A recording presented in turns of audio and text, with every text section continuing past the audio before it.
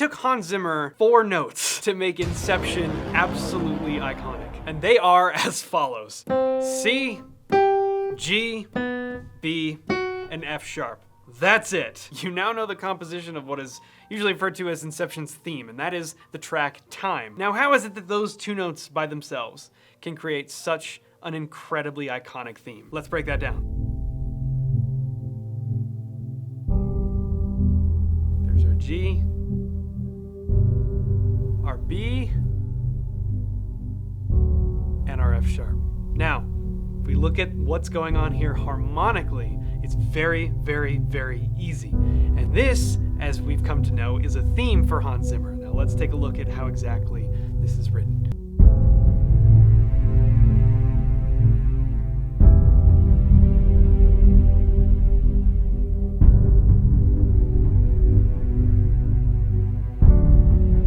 That right there is essentially the chord progression. Now, that's not the full story. Before we get to that, let's at least talk about what we're doing here. So the 4 notes, as we said, C to G to B to F sharp. Now here's the trick. Every single one of those notes is a third. Now whether they are a minor third or a major third is another story, and that's an important part of the story, but let's just start with the fact that they are thirds. Let's take a look at the first note, C. The chord that this is a third of is obviously A minor. So we have a minor third at first. And once again, in case you're not familiar, by third we mean the 3rd degree of the scale. Now that's in reference to the major scale. A major goes like this.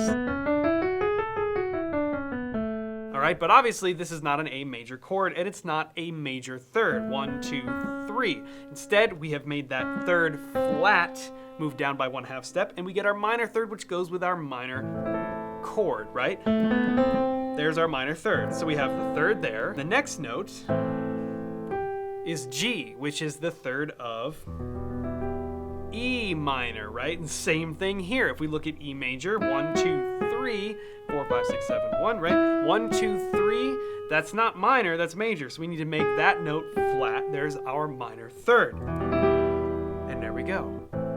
A minor, and there's our third. E minor, there's our third. Now, we move on.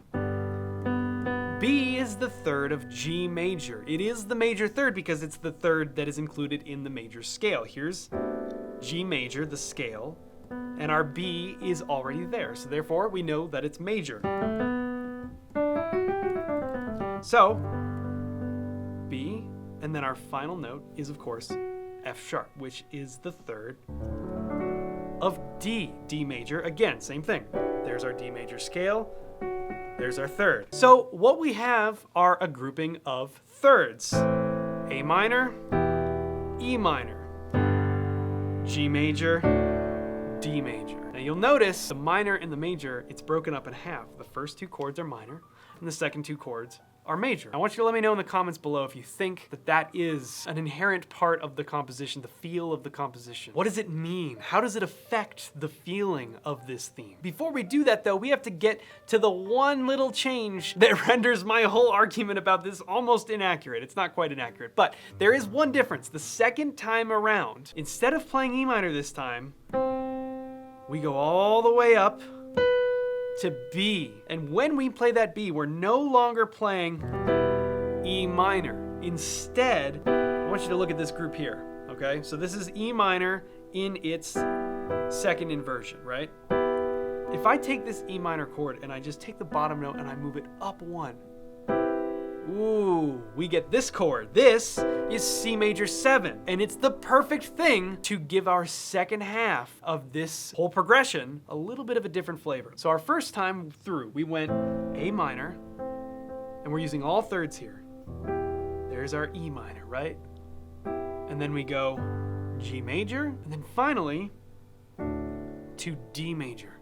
Now we're gonna go back to the top, but this time we go to our A minor, and now we're going to change. We're instead of going to E minor with our 3rd, we're going to C major 7 with our 7th as the melody. Then we move on back to our G major and our D. Here's what I think is amazing about this chord progression. It's progressively getting more hopeful in a sense, because the direction of quality, meaning minor versus major, is constantly shifting towards major. Because the second time we go back here, we think we're gonna have the same thing again, but instead we go.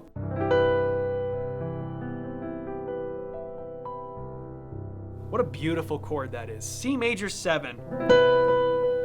And I just love that the melody here is this 7th while the root is C, right? Now, inherently, that creates quite a dissonant rub, but when we spread it out like this, especially when we add the notes in the middle, we don't even notice it, right? That has turned what was a dark, resolved chord into a brighter, hopeful chord that has yet to resolve. So we have two halves of this very simple chord progression that are kind of leading us up this hill towards like a sunrise. Especially the way that it fits into the film. It's just such a cool theme, and it's so simple, and this is one of the things that makes Hans Zimmer such a legend, is because he doesn't usually derive the complexity and the impactfulness of his themes from tons of composition work and orchestral work and harmonic complexities. A lot of the things that we often see from John Williams, for example, which are the things that makes John Williams great. Instead, with Hans Zimmer, we see the development of these themes with other things, and this is no exception. Inception, no. The complete pianist bundle is available for a limited time at the link in the description. It contains our entire intro bundle, intro to piano, intro to music theory, and intro to improvisation, plus our brand new piano jumpstart course, which kind of goes in front of all of them. So if you want to get started playing the piano, be sure to check that out. And if you want a sneak peek at what any of that looks like, we have a free mini course in the link in the description as well. As we develop this theme, there's our C major 7th chord. This is all we're gonna do the whole time, the entire time. We're not even gonna change the melody, really. We're just gonna start adding things. We just start adding. There's some motion in the bottom end.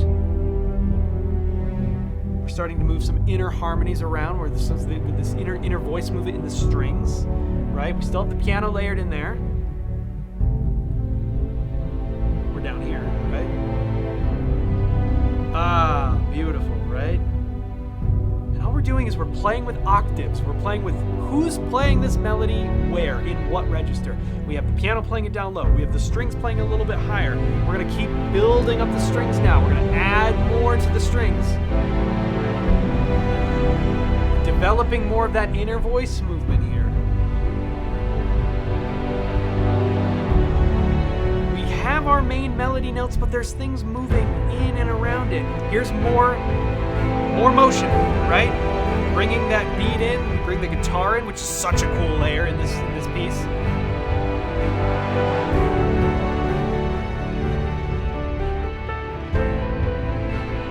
Yeah. Okay, the guitar is a really cool lesson in common tones. One of the reasons why a theme like this works so incredibly well and is so easy to build up just with adding layers, adding instrumentation, and adding motion. Let's look at the general note bank for all of these chords. First thing we start on is A minor. Now, if we had to fill A minor into a scale, we could just use A natural minor. But I worry that that note, the F, doesn't really go, right? It doesn't really fit in this chord progression. I think a much more appropriate choice would be F sharp, which would mean this is a Dorian. So I think when we look at how we would fill out the rest of the notes in this chord, we're gonna probably use A Dorian here. All right, now we said that E minor, E natural minor, and G major share the same key signature, and you'll notice that key signature has only one sharp, and it's F sharp. Well, we just made it so that every note in all of these chords is identical. Watch this. A minor, here's our note bank. E minor, here's our note bank. G major, here's our note bank. Right? And now, in D, we could say, well, that's the major scale, but I don't really think that fits very well.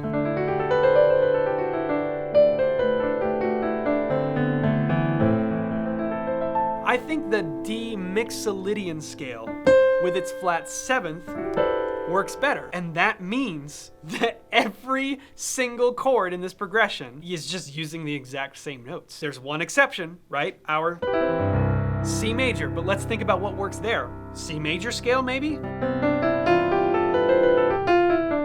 That's the same as the A minor scale, and we said that that didn't really feel right because the F was kind of weird. Let's just try changing the F out again for F sharp like it has been the whole time. That feels a lot better. Even in the second half, where we have swapped out E minor for C major 7, the same exact note bank still works. So we are using just all the white keys with the exception of F gets moved up to F sharp. That's the note bank for this entire piece. That is why you can do things like having the guitar playing.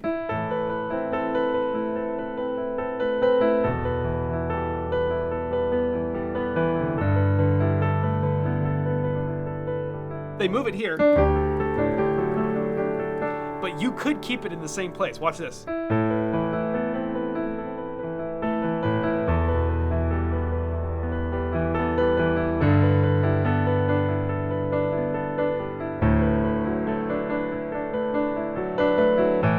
It works. I think it's definitely a better choice to move it down like they did for the last chord, sure. And that's how we can get so many beautiful inner voice movements. Like I could literally just play a scale through all of that. Watch this.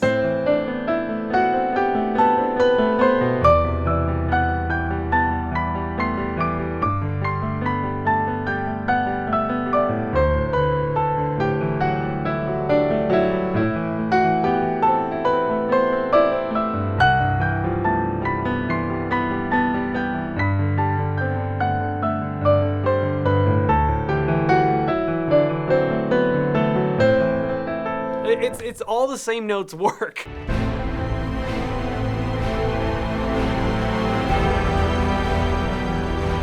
just can add layers, add motion, add dynamics. We said this about Interstellar. Hans Zimmer doesn't need to do this type of buildup with harmony. He doesn't need to do it with melody. He can do it with layers. He can do it with instrumentation, with dynamics, with all of this stuff that can keep this very simple, very impactful theme going underneath. One of the great things about Hans Zimmer, though, is like he's not afraid to be like, I'm just gonna dig into this one thing super hard. I don't need all this crazy, complex harmony stuff going on. I'm just gonna really steer into this one thing. I'm gonna develop it using dynamics, using instrumentation, using layers. And because it's so simple, I feel like it's one of the things that just winds up becoming so iconic, and it only took 4 notes to do it. You know, and hearing all this stuff and understanding how these sounds get utilized across different chords, it's all part of a basic understanding of music theory, which you can get with our Intro to Music Theory course, which is part of our limited time complete pianist bundle. Now, you're gonna get Intro to Music Theory, but you're also gonna get Intro to Piano and Intro to Improvisation. And not only that, we're gonna throw in Piano Jumpstart as well, which is our brand new course that starts you out playing even without reading any music or knowing any music theory. So the idea is very simple. Start out with Piano Jumpstart. Learn how to play some beautiful things right now that you can use to play hundreds, if not thousands, of your favorite songs. And you'll get a really, really cool song database that we've been working on that allows you to categorize, search for things, find out what chord progressions that you learn directly apply to your favorite songs. Then from there, you move on to Intro to Piano. It's gonna get you playing this instrument, gonna get your fingers working. We're gonna teach you a lot of the fundamentals that you'll need to know. And then with Intro to Music Theory, we dive deeper into the building blocks of music, which is really just assigning names to things that you already know the sounds of. Once we tie all of that stuff together, we wanna start giving you the tools to play anything that you wanna play off the top of your head in real time, and that is Intro to Improvisation. We're gonna get you improvising immediately, even if you never thought you'd be able to. It's a lot easier than you might think, and you're gonna have a blast. That bundle's available at the link in the description for a very limited time, so be sure to check that out. And if you wanna get a sneak peek, we have our instant piano guide. It's totally for free. It's a mini course. It's kind of like a lead into Piano Jumpstart, gives you a feel for what the courses are like, and it also teaches you to play a few incredibly beautiful things without having to read music at all or even know any music theory. Check that stuff out at the link in the description down below. It's the best way you can support the channel, and I really appreciate it. So thank you so much. Thanks for taking the time to watch this video, and we will see you in the next one.